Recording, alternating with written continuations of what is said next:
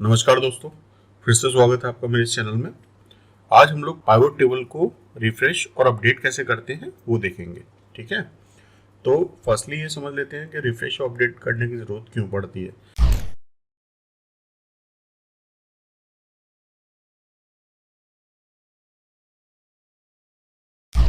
देखिए, pivot table का main working तो क्या है कि भाई बड़े डेटा पे काम करना, उसको समराइज करके छोटा आपको एक समरी प्रोवाइड करना एनालिसिस के लिए या अदर वर्क्स के लिए। ठीक है, लेकिन बेसिकली सबसे ज़्यादा यूज जो होता है ये रनिंग डेटा पे किया जाता है कि भाई मेरा जैसे यहाँ पर एक मास्टर डेटा है, ठीक है ना, एक सैंपल डेटा है, लेकिन ये डेटा हमेशा बढ़ता रहेगा। भाई अगले महीने का कोई डिटेल आया तो वो मैं डालूंगा, या डे टू डे बेसिस पे एंट्रियाँ चल रही हैं और सेम चीज़ पे मैंने एक पाइवट बनाई है जो डे टू डे बेसिस पे अपडेट और रिफ्रेश होनी चाहिए। ठीक है ना, तो वो रिफ्रेश और अपडेट में जो इश्यूज आते हैं, कॉमन इश्यूज आते हैं, वो आज हम लोग देखेंगे। ठीक है, चलिए शुरू करते हैं।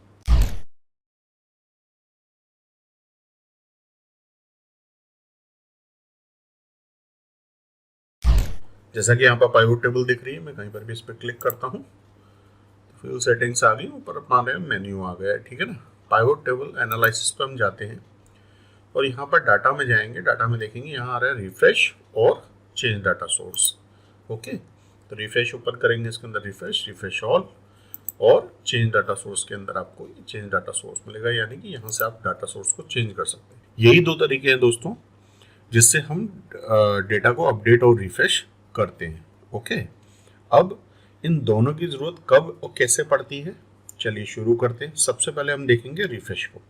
ओके, तो रिफ्रेश में यहाँ मेरा डेटा है।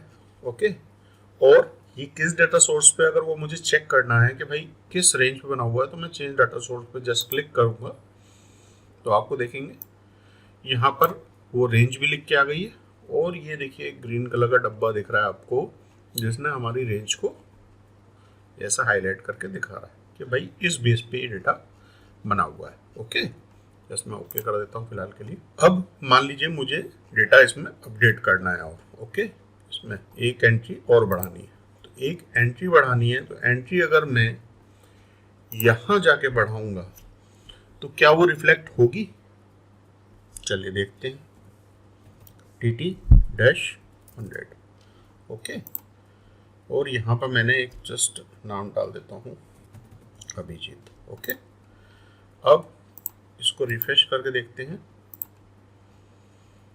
आप देखेंगे नहीं आया। फिलहाल इसको हम एक काम करते हैं, ब्रांचेस को फिल्टर में ले लेते हैं और सिर्फ नाम वाइज, ताकि ये छोटा हो जाए। ओके, तो अभिजीत अल्फ़ाबेटिकली तो यहाँ ऊपर आ जाना चाहिए था, लेकिन नहीं आया। क्यों नहीं आया? क्यों? क्योंकि चेंज डाटा सोर्स पर जैसे क्लिक करेंगे आप देखिए कि यहाँ पर नीचे लिखा हुआ है। ठीक है ना, क्योंकि मेरी रेंज क्या है, यहाँ तक है। तो कोई भी डेटा अगर मेरे को इंसर्ट करना है तो मुझे विद इन रेंज करना पड़ेगा, तभी वो उधर शो होगा। तो कैंसिल करता हूँ फिलहाल के लिए, वापस से आते हैं डाटा सोर्स में।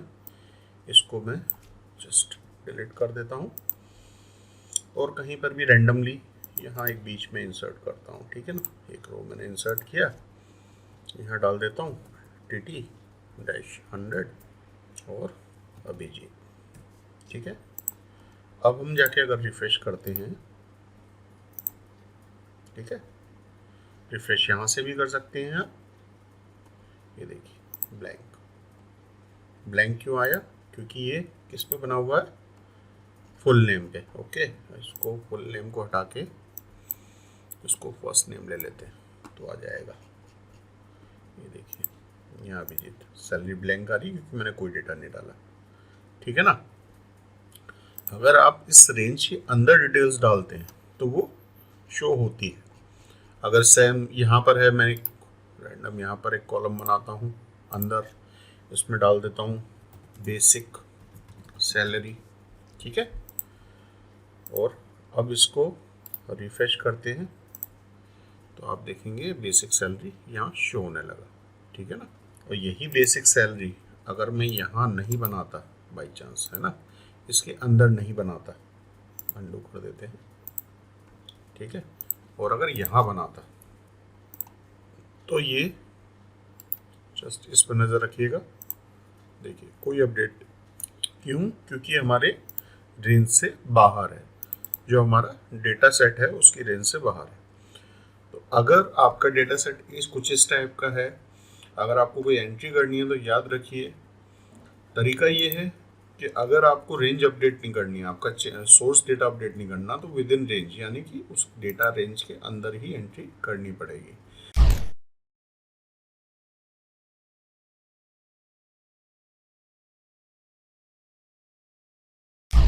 लेकिन अगर आपको एंट्री ऐसी चाहिए कि भाई वो अपडेट होती रहे, तो बेसिक तरीका तो यही है कि आप चेंज डेटा सोर्स पे जाके उस सोर्स डेटा को चेंज कर दीजिए। जैसे मैंने यहाँ से गया और जस्ट देखिए कि यहाँ पर कहाँ तक आ रहा था, आई तक।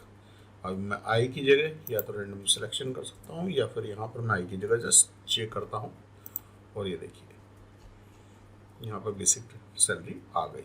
ओके ना, अब देखेंगे जाके तो ये देखिए इसने कवर किया हुआ है। ओके, तो इस तरीके से हम इसे अपडेट कर सकते हैं।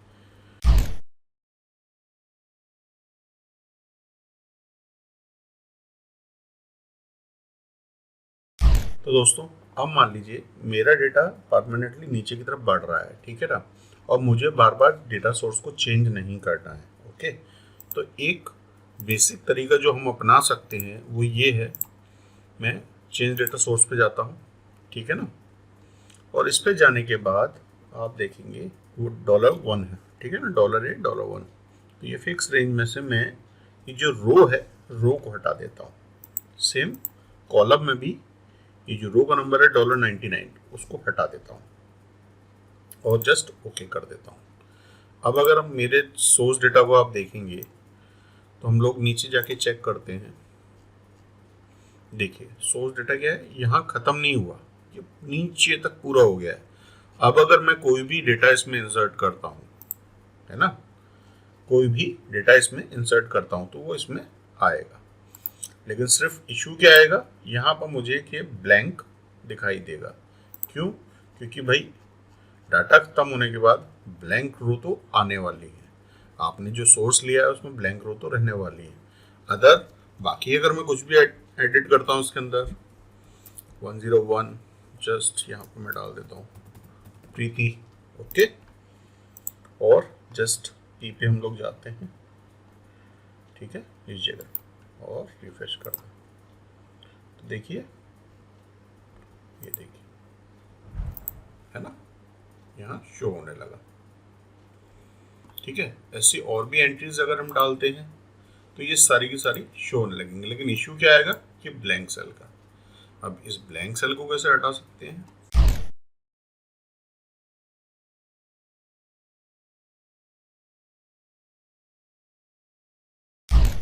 तो जो बेस्ट प्रैक्टिस मैं मानता हूँ दोस्तों वो ये है कि हम लोग हमारे सोर्स डेटा को एक टेबल में कन्वर्ट कर सकते हैं। ओके, अगर से टेबल में कन्वर्ट कर लेंगे तो भले हम लोग चाहे नीचे की तरफ डेटा बढ़ाएं, चाहे अपना राइट साइड में कॉलम्स और एक्स्ट्रा इंसर्ट करें, टेबल ऑटोमेटिकली पूरे डेटा को कैप्चर कर लेगा और आपके पाइवोट टेबल को भी अपडेट करता रहेगा।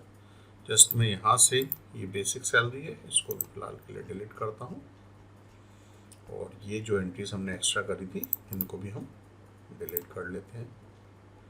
ठीक है,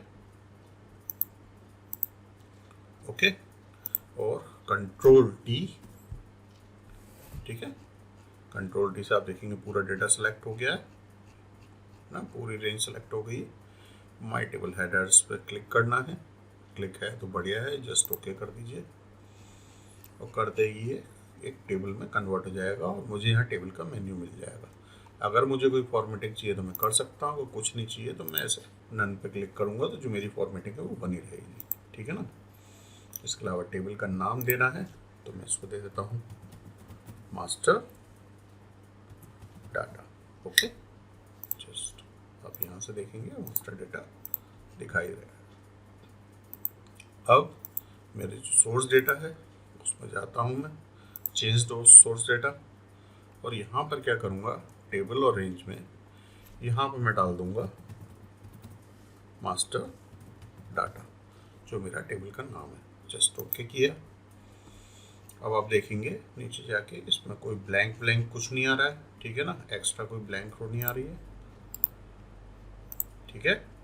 और यहाँ पर अगर मैं एंटर करता हूँ बेसिक सैलरी, ठीक है, DA, तो उसके बाद यहाँ देखिए जस्ट एक बार रिफ्रेश किया, ये सब आपको दिखने लगे, ठीक है। कुछ भी कॉलम ऐड करूँगा तो वो ऑटोमेटिकली जो मेरी टेबल रेंज है उसमें वो ऑटोमेटिकली बढ़ते जाएंगे, ठीक है। सेम नीचे यहाँ पर TT-100 अभिजीत, ठीक है, TT-101 प्रीति, TT-102 आदित्य। जस्ट मैं जो भी एंटर करूँगा वो ऑटोमेटिकली बढ़ता जाएगा, ठीक है। तो अभी क्या हुआ, हमारी रेंज डायनेमिक हो गई। बेस्ट यूज़ तो यही है दोस्तों कि हम लोग टेबल फॉर्मेट का यूज़ करेंगे। टेबल फॉर्मेट में डेटा आपका राइट साइड बढ़ रहा है या बॉटम में बढ़ रहा है, कोई इशू नहीं है, आप जो भी डेटा डालेंगे वो टेबल रेंज में आता जाएगा, ऑटोमेटिक अपडेट हो जाएगा। तो ये टेंशन ख़त्म हो जाएगी कि भाई कुछ छूट तो नहीं रहा है मेरे से।